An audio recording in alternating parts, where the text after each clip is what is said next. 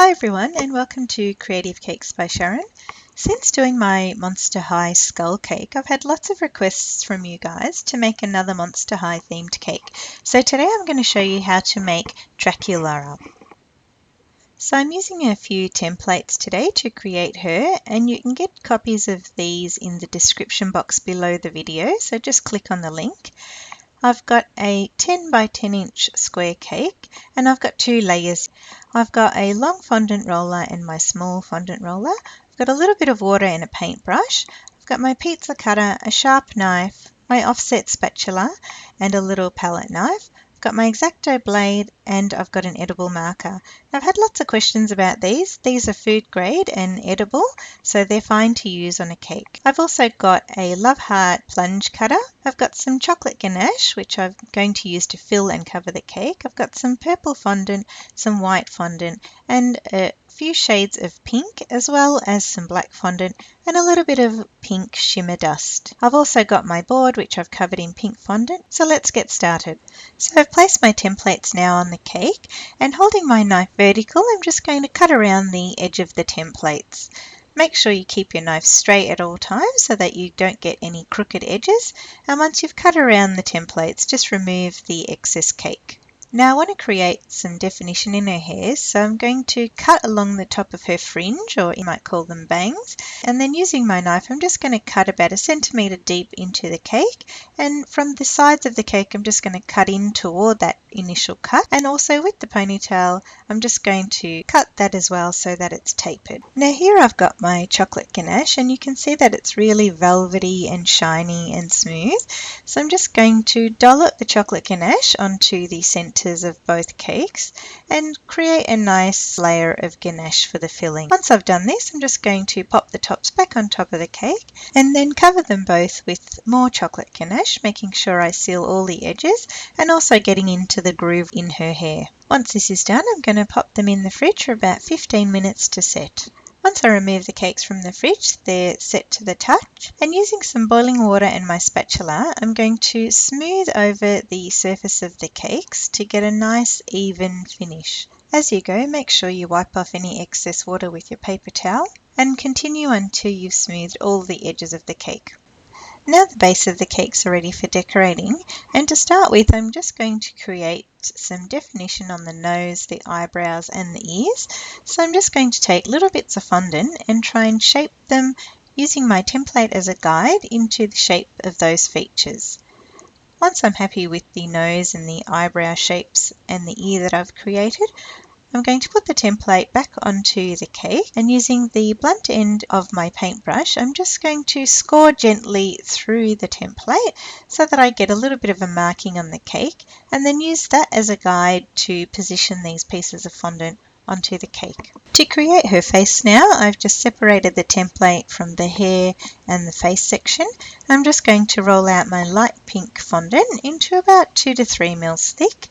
And using my template as a guide, I'm going to trim off the top edge so that I get a nice flat and straight edge. And around the bottom and sides of her face, I'm going to leave about 2 inches to cover the front and sides of the cake. Now I'm going to score a line at the top of the template so I know where to place my fondant, and gently roll it off my roller onto the cake. I'm going to smooth all of the edges of the fondant and going into the creases that we created with the ear and the eyebrows and the nose, to make sure that they're going to stand out. Once I've smoothed all the sides of my cake, I'm going to trim off all the excess fondant with the X-Acto blade. I'm going to work on this section of the hair now, so I've rolled out my black fondant, and using the template I'm just going to fold up this little section because I'm going to add that later, and with the X-Acto blade I'm just going to cut along the inside line of the template, and again leaving about 2 inches at the top to cover the back and front of the cake. Then I'm just going to drape it gently over the top of the cake and then smooth all of the edges of the fondant. Use your finger to get in the crease and then trim off all the excess. To create this back section of her hair that goes behind her ears, I've just taken some of my rolled black fondant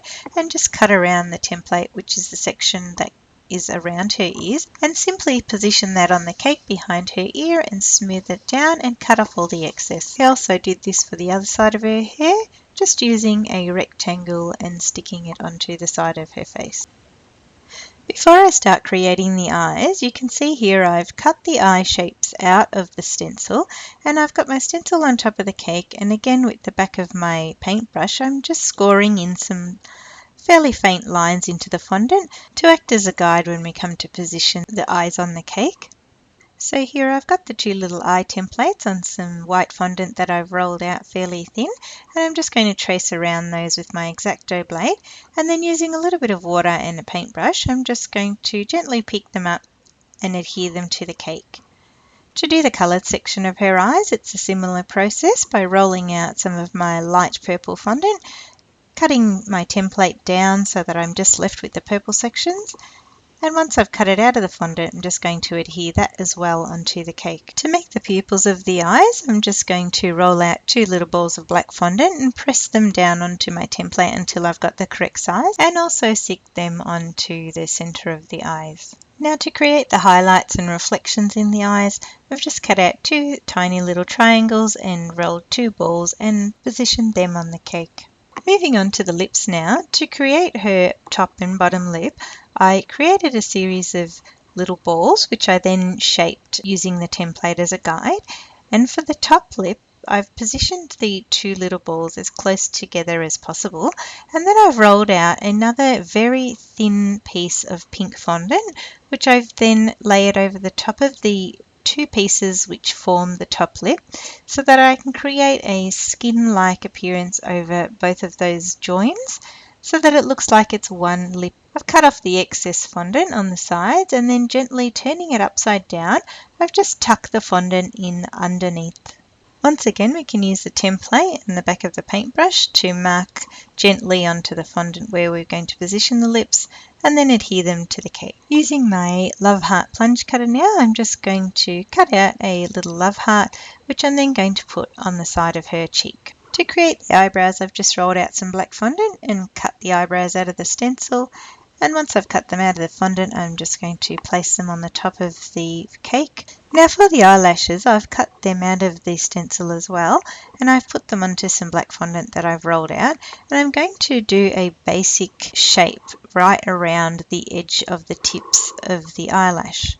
Once I've done this, I'm then going to use my blade to cut into the fondant on an angle with each cut to create each individual eyelash. While doing this, I will be removing the fondant in between each eyelash because I want the eyelashes to all be separate from each other. Before positioning the eyelashes, I've created a little bit of a well with the back of my paintbrush around the top and bottom of the eye, and then put a little bit of water into that well, and then I've just gently picked up my eyelashes and tried to stand them in that little well. When you do this, it's important to remember to support the eyelashes at the back with your fingers and perhaps a paintbrush, and gently curl them forward to take shape. Repeat the process for the other eye, gently manoeuvring the eyelashes until you're happy with them. To create Draculaura's little fangs, I've just cut out two tiny little triangles and positioned them under her top lip. Now I'm going to use my little shimmer dust to add the eyeshadow to the cake.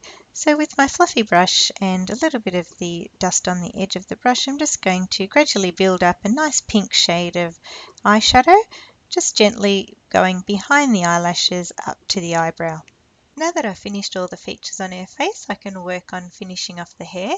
So I've got my template here, and where the pink stripes in her hair are, I'm just indenting the fondant along that line. And I'm going to create a little bit of a line all the way back to the top of her hair, so that when I cut out my pink fondant, this is going to be my guide. So of course, before I can add the pink parts to the hair, I've got to cover the other section of cake for the little end of the ponytail or pigtail. So just with some black rolled fondant, I'm going to cover that, smooth it off and trim off all the excess. And I'm going to also indent some lines where the pink fondant's going to go, so it's all ready for the streaks in the hair. We're just going to quickly transfer both pieces of cake onto the cake board. Now we can work on the pink streaks in the hair, and I've cut out my template and I'm going to remove the black sections, and on a rolled piece of pink fondant I'm going to cut around the streaks of the template and adhere them to the cake with a little bit of water. Finally, using the edible marker, I've just added some details to her eyes, around her nose and in her ear, and I've finished off the cake with a little safety pin earring for Draculaura and a few little bats flying around the board. So guys, if you enjoyed this tutorial, I'd love it if you could give it a like and share it with your friends.